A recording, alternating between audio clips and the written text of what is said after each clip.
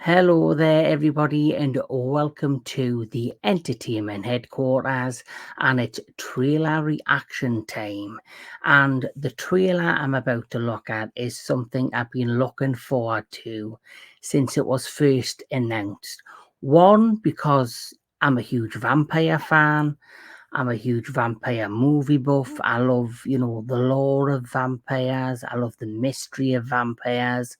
And, I just love the whole, world and, surrounding, the myth and the legends of vampires. And there's been great vampire movies over the years. There's been some epic vampire movies over the years, and there's been some really shit ones. And this movie is a film that only ever had two, incarnations of it. The first one was a German silent film that came out in 1922. And then it didn't get a remake till 1979.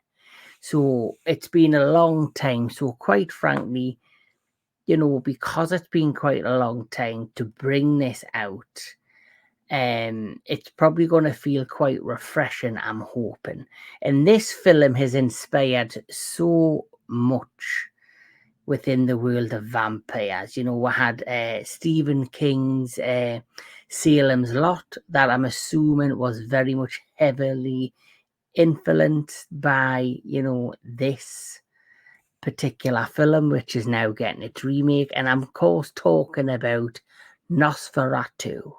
Now, Nosferatu, I've only ever seen, I think, the 1979 version. I've never seen the German silent film. I would love to see it because I think it would be very, very interesting. Now, this is a supernatural gothic horror film. I love that about this film. I love that generally about your vampire films. I love vampire films that are more old school and go, back in time and visit, Eastern Europe and, in back in those days, back in, the early kind of period pieces, films like Interview with a Vampire, Bram Stoker's Dracula. You have, all of that, but then you do have some really good modern vampire films. Like, I love the first Blade. I like the second Blade, Dusk Till Dawn, amazing. The Lost Boys. So it's a real mixed bag, but I've always liked kind of going back in time to the period piece type vampire films. And last year we had a film called the Last Voyage of the Demeter, which was the prequel kind of film to Bram Stoker's Dracula. It was based on the Captain's Log, and I thoroughly enjoyed that film. I thought it was fantastic. The CGI was a bit niffy, but I still enjoyed it nevertheless. But let's go and look at Nosferatu 2024. So let's have a look. So Nosferatu is an upcoming American supernatural gothic horror film written, directed by Robert Eggars. Now, Robert Eggars is a great director. He did The Witch. He did The Northman. He did The Lighthouse. So he's very good at making these very gothic, very dark, traditional kind of genre piece movies that grip you in with the characters and, most importantly, the cast of his films. And he's bringing back, I do believe, to Nosferatu some familiar faces that he's worked with. So this stars Bill Skarsgård. We know he's from It. We know he was the main villain in John Wick 4. We know, he's a versatile actor that puts his all, I believe, in every role he's given. Doesn't mean the films he's in is great, but at least he gives it his all. And I do think he's a fine actor. You then have Nicholas Hoult, I love Nicholas Hoult, X-Men First Class. You know, he was in the what was it called? The Renfield film with Nicolas Cage, who he's already jumped in the vampire genre before. Aaron Taylor Johnson, another fantastic actor. You know, Bullet Train for me was the film that for me I really took an interest in him, and he's now being cast, I believe, as James Bond. You have Lily Rose Depp, fantastic actress. Emma Corrin, Ralph Ineson, love him. Simon McBurney, and finally the one that I adore. He is an actor that I have nothing but the utmost respect for, who should be an Oscar-winning actor by now because he's super versatile, super talented, and puts his all in every role he does. I'm talking about William Defoe. Now, the premise of Nosferatu is as followed. Robert Eggars' Nosferatu is a gothic tale of obsession between a haunted young woman and the terrifying vampire infatuated with her, causing untold horror in its wake. So without further ado, I'm really curious about what Edgar has done with this. So let's have a look at Nosferatu. Come to me. Come to me. Hear my call. Come to me.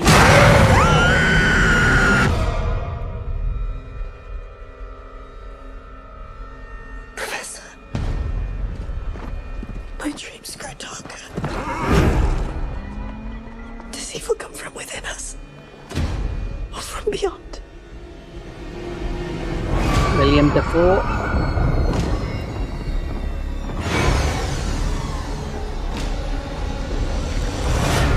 He is coming. He is coming. He is coming to us.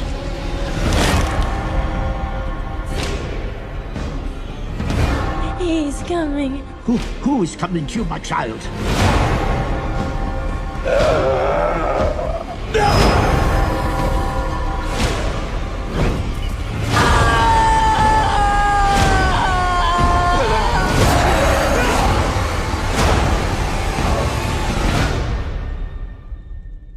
We are here encountering the vampire.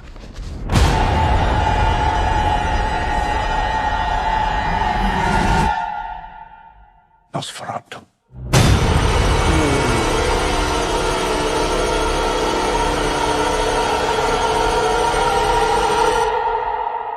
Christmas 2024. So straight away, the great thing about Robert Eggars is basically he is kind of becoming the genre gothic, kind of dark toned genre director with his movies. Like The Witch was fantastic. The Lighthouse was just amazing. Love The Lighthouse. William Defoe was absolutely outstanding in this. Now, I do know Bill Skarsgård is playing Nosferatu, and I love the fact that they didn't show him in this trailer. So it's kind of got my hype for this even more excited, because I can't wait for that final reveal. And I know for a fact that Robert Eggars is not going to let us down in terms of the look, the aesthetics of the vampire in Nosferatu. I think Bill Skarsgård, as we know, we're seeing him as Pennywise, who will know behind makeup and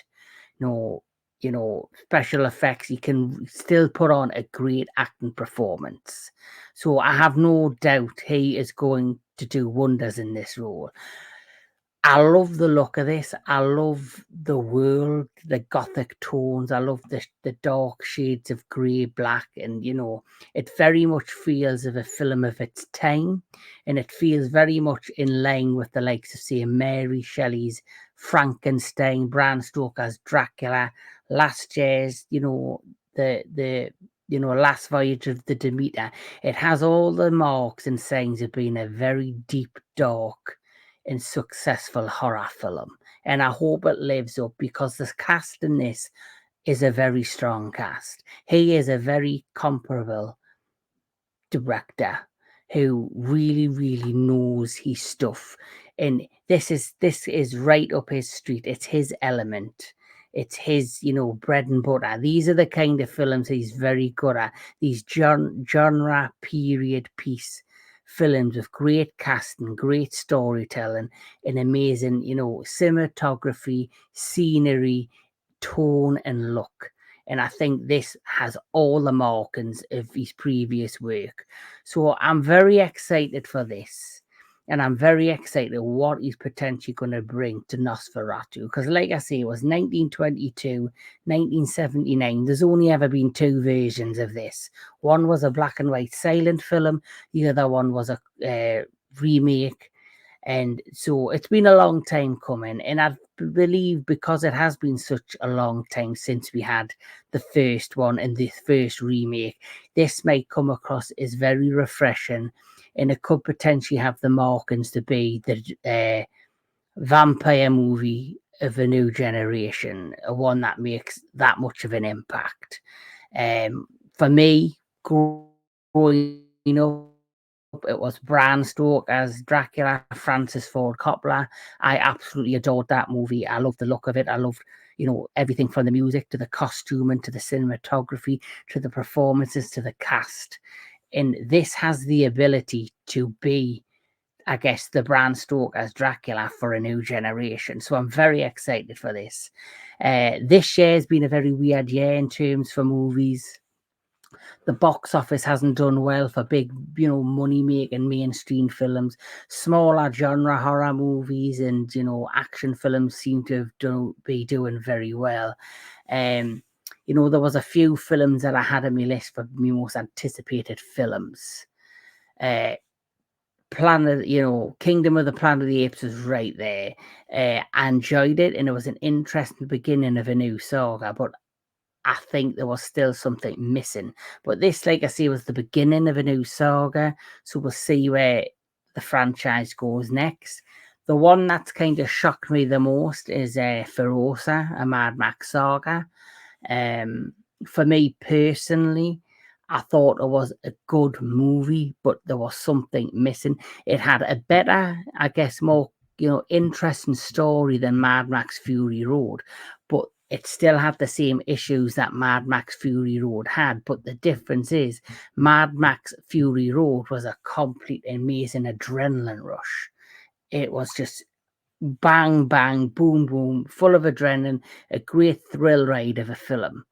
So you could forgive it for the issues, where Ferosa Mad Max Saga felt slightly different. And obviously, other big Hollywood movies that they're expected to do big at the box office haven't fared too well. And I'm talking about, all the ones that I expected and was my most anticipated films of the year. I was hoping to do really well.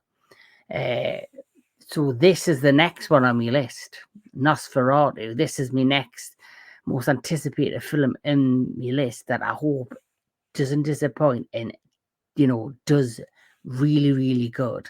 And the fact that it's coming out at Christmas time, kind of a weird time to release a film of this nature, but you never know. It could be, the winning formula. It's something different. It's something unique, and it might stand out from the crowd at that time.